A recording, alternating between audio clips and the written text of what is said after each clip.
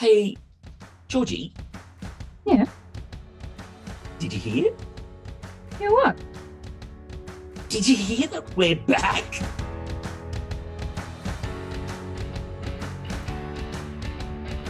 You little ripper is back for another run. We're covering all of the Winter Paralympics in Beijing, and it's gonna be huge. Oh my gosh, I'm so excited. Kurt, we have not been chatting since the Summer Paralympics. So this is very exciting for me. There's so much for us to talk about. This is getting the band back together, Georgie. And for everyone else, hi, I'm Kurt Fernley, former Paralympian, and I'm broadcasting from a wonderful country. That's right. If you don't know who we are, I'm Georgie Tunney, news hound and Paralympic Games tragic. I'm broadcasting from Gadigal country, and it's so good to be here. We are only a few days away from the Paralympic Games in Beijing, the Winter Paralympics. Georgie, what are you looking forward to seeing? I'm looking forward to seeing the para alpine skiing. I know it's something that our Australian team, our Australian athletes, we seem to be pretty bloody good at. Is that a good summary, Kurt? I'm pretty sure that pretty bloody good at it is the perfect summary. Anything that it seems to go downhill and fast, Australia goes okay. It doesn't make sense in my head though. So for people who do not know, get excited because the para alpine skiing, from what I can understand, Kurt Fernley, correct me if I am wrong, but it is people who have a vision impairment or a physical impairment, and then they are basically just throwing themselves down an incredibly steep mountain at incredibly fast speed. That about sums it up. It's usually point your everything down the hill and you go fast as buggery until you get to the bottom. That's a but we technical do, term. but we do have some real stars in there. The Australian Paralympic movement has had a great history of success through the alpine and the downhill. But one of my favourite sports, is which you've got to check out, is the sledge hockey. It is rough as rough could be, and it's just one of the most exciting games that you can watch. It's kind of like wheelchair rugby from the summer games, but you're doing it on ice with blades. Oh God, Kurt Fernley. I remember us and our reactions watching the wheelchair rugby at the Paras, the Summer Paralympic Games. So if that's what sledge hockey is like, I mean, good luck to us because we will not have any nerves left if we are watching that event. Like that that's is going to it. be insane. That is exactly what it's like. And it's something that you just have to watch. Once you watch it for the first time, you'll become an addict and you'll have to keep tuning in. There's also wheelchair curling. Mhm. The Chinese team are defending champions there. It's going to be the competition that stops the nation. And it's also, I can't describe it. Like you've seen curling before, right, Georgie? I have, of course, I have. Now put yourself in a wheelchair and push on ice. Okay, fun fact. Fun fact time, you little ripper. Welcome back. Here we go. I have never I don't even know what it's called. Ice skiing? No, ice skated. I've never ice skated before. Like I've never been on an ice rink. I've never gone skiing. So when I say that I am looking forward to what these athletes do, I bloody mean it because it just seems unfathomable to me. It seems incredible. I don't know how anything gets done because I just can't even think about even stepping on ice and staying upright. Look, I've did a little bit of downhill. I've jumped in a sit ski. It is incredible, amazing. The core strength and the skill to be able to do what these guys do, honestly. It still blows my mind, though. And this is a bit of an admission. I have Here we been go. on an ice rink before, What? but it involved me pushing past security, jumping onto the ice rink, taking as long a push as I could, sliding, going the wrong way, twirling out, Hang on, and hang then on, and hang then on, getting asked to leave not only the ice rink but the entire venue. hang So I'm on. more or I less a need pro. more. I need more information here, Kurt Fenley. I need more information. What do you mean you were jumping onto the ice rink? Why? What were you doing there? What was happening? Was this for a dare? Was it for money? I can't elaborate any further because I would like to get Prestige? a visa back into the country that, that I'm talking about. Look, I had to have a go.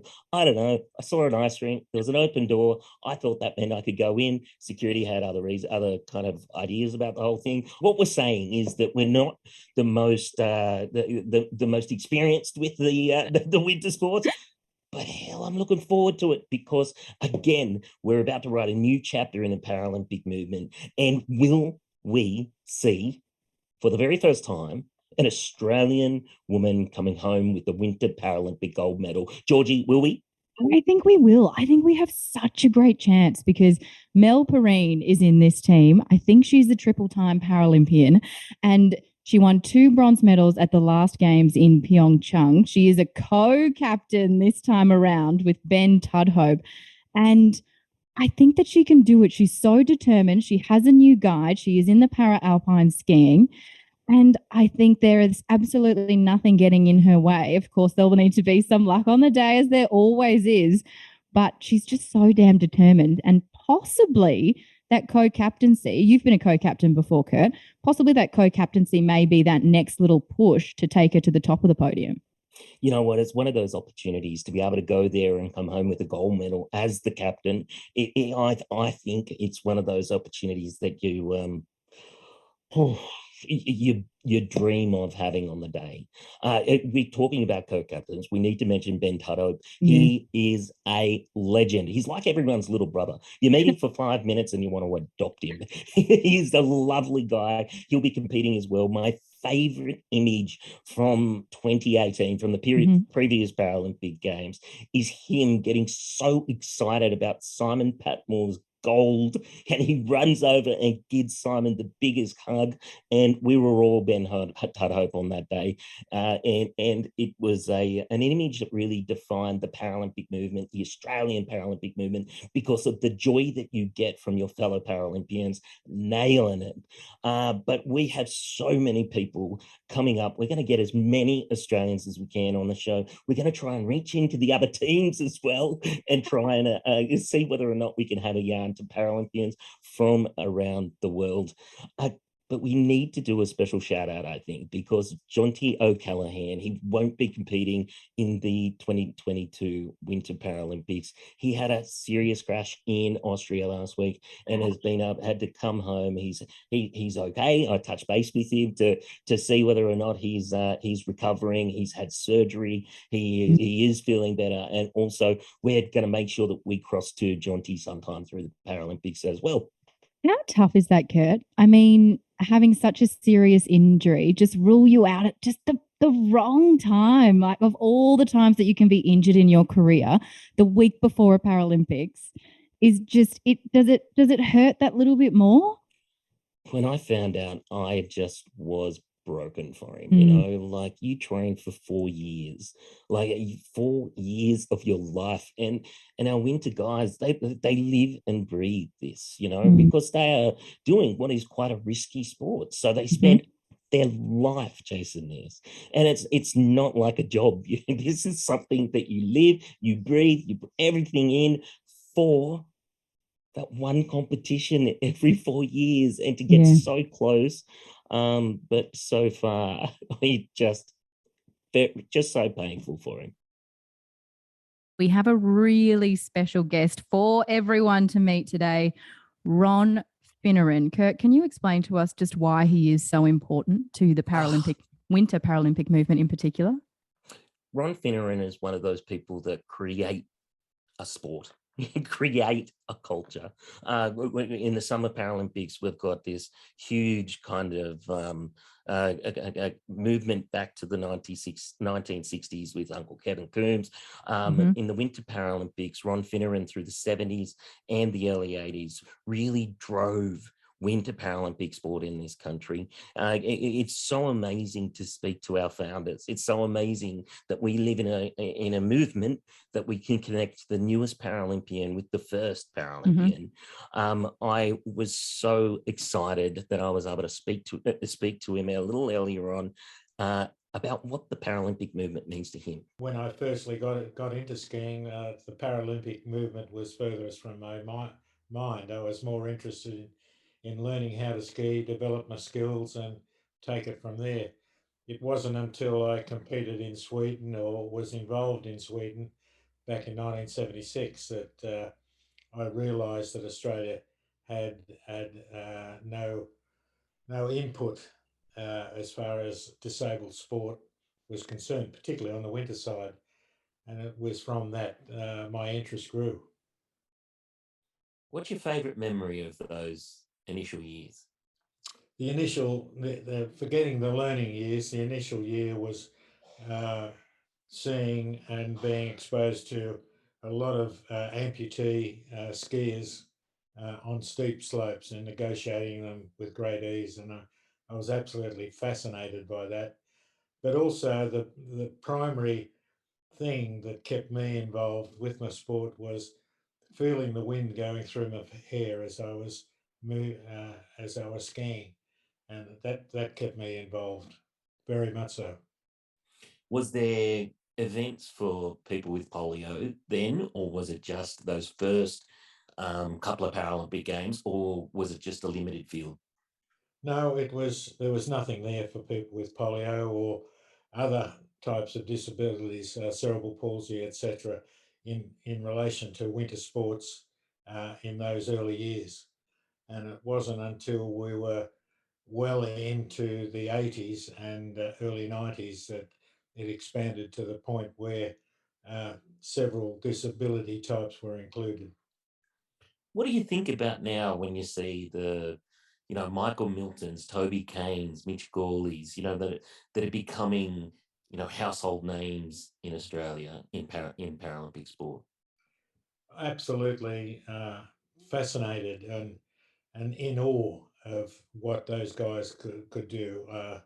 I recall being at the bottom of the slalom slope when Michael Milton won his first slalom gold in Albertville, France. Just seeing Michael do what he did, and with the tag of Australia on his jacket was enough to enthuse me to take further steps forward to establish the sport or winter sports for people with disabilities in this country. What are your hopes for the Paralympic movement going forward when it comes to the Winter Paralympics? The blending of winter Paralympians or potential winter Paralympians in with Snow Australia, the elite Olympic skiers, is very encouraging. What developing winter sports athletes need to spend time at the resorts in Australia and then overseas developing their skills before they can compete and compete successfully. That is the storybook of Michael Milton's and the Toby Kanes, Michael Norton's, the David Monks, the Roddy Hakens. All those guys did the hard yards, and the end result was outstanding successes. So I would like to see further development between organisations like Disabled Winter Sport Australia and the Paralympic movement in winter sports in particular. Is there a favourite memory that you've got of watching the Paralympic movement develop over the last, there's 40 years in the Winter Paralympic movement? Yes, several, and I'll keep you here for the next half hour talking about.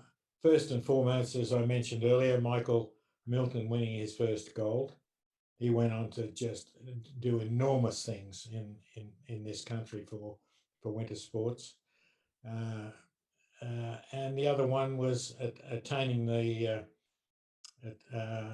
being involved with receiving or achieving the Sydney 2000 Paralympic Games. That was outside the realm of winter sports at the time, but did keep me heavily involved. I've known you over the years as somebody who's championed winter sport in this country. We wouldn't be where we are, and our athletes wouldn't be where we are without the constant, amazing work that you've done over the years. It's great to have you on, you little ripper, mate, and I hope you get some time to watch the games, and we'll cover as much as we can on you, little ripper, as well. Excellent. Thank you very much, Kurt. Oh, yeah, what a great guy. What a legend. I love this movement. The people within it are just so humble, they're so giving, they're so generous, and they're also so robust as well. Yep. Like how they just they've embraced life and they are running and they are charging forward with it. And you know what? I just love any chance to catch up with the likes of Ron Finneran is a pretty good day on my end. And hey, I've said it once, I'll say it again. Being an honorary member of the mob, which you did officially induct me in our first season of You Little Ripper. So just reminding everyone, honorary member of the mob right here. Kurt Fernley, about 13 Paralympic medals. Myself, 0. But that we're not going into statistics here. It counts for sure. But something that is definitely present within this movement and that you talk so passionately about is love that you have for everyone within it, but also people without it who have a disability. But on a wider scale this week, we can't really continue the episode without talking about what we are seeing over the other side of the world in Ukraine right now. There's been a lot of heavy sanctions coming towards Russia, and that has also extended into the sporting field. The International Olympic Committee made a really pretty hard stance on what they thought about it. But where's the International Paralympic Committee at? Kurt, will the Russian and Belarusian athletes be competing at these games, which start in just a few days' time? We'll find out a day because the IPC, the International Paralympic Committee, are meeting on it. They are discussing it. They are separate to the International Olympic Committee, so they make their own statement and their own policy. My thoughts on it is that whatever is chosen, it's going to be really hard for some of our family, for some of our community. Georgie, all the corners of the world, no matter where you go, the most unseen, unheard, least powerful people in those countries are often people with disabilities. Beyond the sport, the Paralympic movement to its core is a movement to empower people with disabilities. The short and simple answer is we're just going to have to wait and see. But by the next time you tune into You Little Ripper, we'll definitely have an answer there. But again, either way, whatever it goes in that choice, it's going to be some pretty tough times. So a lot of thoughts again to our Paralympic athletes from all over the world. The news will come back and we'll talk about it again. But for now, it's a wait and see.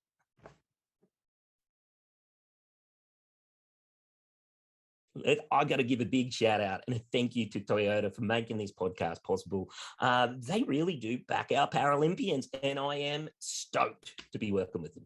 It's so damn exciting. Thank you so much to Toyota. And Kurt, I got a question for you. What, Georgie?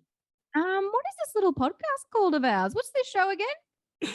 It's You Little Ripper! That's it. I've missed it. I've missed the Kurt yell of You Little Ripper. I've missed chatting to you, sir. It's so great to be back. What a feeling. And we're going to get to talk again very, very soon.